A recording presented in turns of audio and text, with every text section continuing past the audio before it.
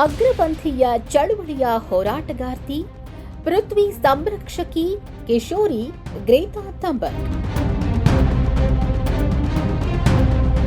ಬದುಕಿದ್ರೆ ಆಕೆಯ ರೀತಿಯೇ ಬದುಕಬೇಕು, ಚಳುವಳಿ ಮಾಡಿದ್ರೆ ಹೀಗೆ ಮಾಡಬೇಕು. ಥನ್ಬರ್ಗ್ ಒಮ್ಮೆ ಚಳುವಳಿಗೆ ಕೂತರೆ 33 ರಾಷ್ಟ್ರಗಳ ಮಾಧ್ಯಮಗಳು ಜಗತ್ತಿನೆಲ್ಲೆಡೆ ನೇರ ಪ್ರಸಾರ ಮಾಡುತ್ತಿದ್ದವು. ಅವಳ ಚಳುವಳಿ ಜಗತ್ತಿಗೆ ಮುಟ್ಟುವಂತಿತ್ತು. ಈ ಜಗತ್ತಿಗೂ ಅವಳ ವಿಚಾರ ಹತ್ತಿರವಾಗಿತ್ತು. ಪೃಥ್ವಿಯನ್ನ ಉಳಿಸಬೇಕೆಂಬ ಕಠೋರ ಚಳುವಳಿ ಆಕೆಯದ್ದು.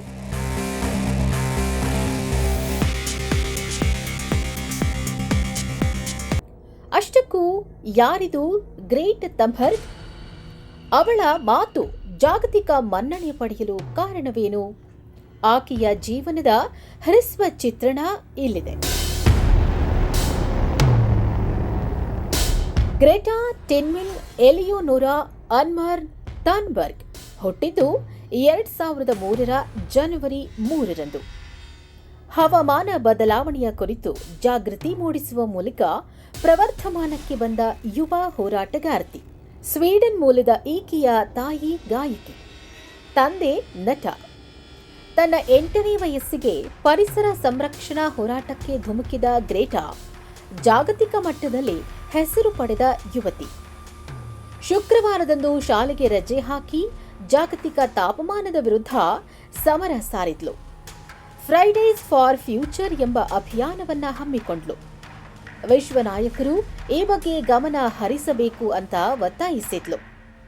Belgium, Canada, America, Denmark, France, Netherland ಸೇರಿ ವಿಶ್ವದ ಮೂಲೆ ಮೂಲೆಗೂ ಗ್ರೇಟಾ ಅಭಿಯಾನ ತಲುಪಿತ್ತು. ಜಾಗತಿಕ ತಾಪಮಾನದ ಬಗ್ಗೆ ಭಾಷಣ ಮಾಡಲು ಆಕೆಗೆ ವಿಶ್ವದ ವಿವಿಧ ಭಾಗಗಳಿಗೆ ಆಮಂತ್ರಣ ಸಿಗಲಾರಂಭಿಸಿತ್ತು.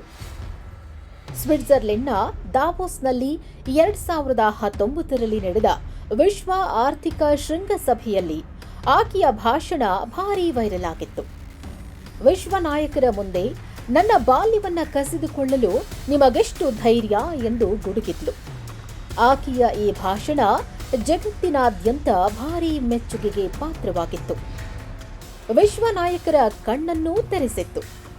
ಪರಿಸರ ಸಂರಕ್ಷಣೆಯಲ್ಲಿ ಜಾಗೃತಿ ಮೂಡಿಸಿ ವಿಶ್ವದ ಗಮನ ಸೆಳೆದ ಗ್ರೇಟಾ ಹೆಸರನ್ನ ನೊಬೆಲ್ ಶಾಂತಿ ಪಾರಿತೋಷಕ್ಕೆ ಶಿಫಾರಸು ಮಾಡಲಾಗಿತ್ತು. 2021ರ ನೊಬೆಲ್ ಶಾಂತಿ ಪಾರಿತೋಷಿಕ ಗ್ರೇಟಾಗೆ ಲಭಿಸಿದೆ.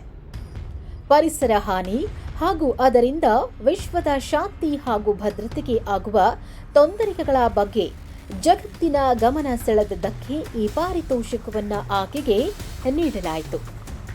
ಗ್ರೇಟಾ ಎಂಬ ಹುಡುಗಿಯ ಕೀರ್ತಿ ವಿಶ್ವದೆಲ್ಲೆಡೆ ಪಸರಿಸಿದೆ. Greta is great inspiration for all.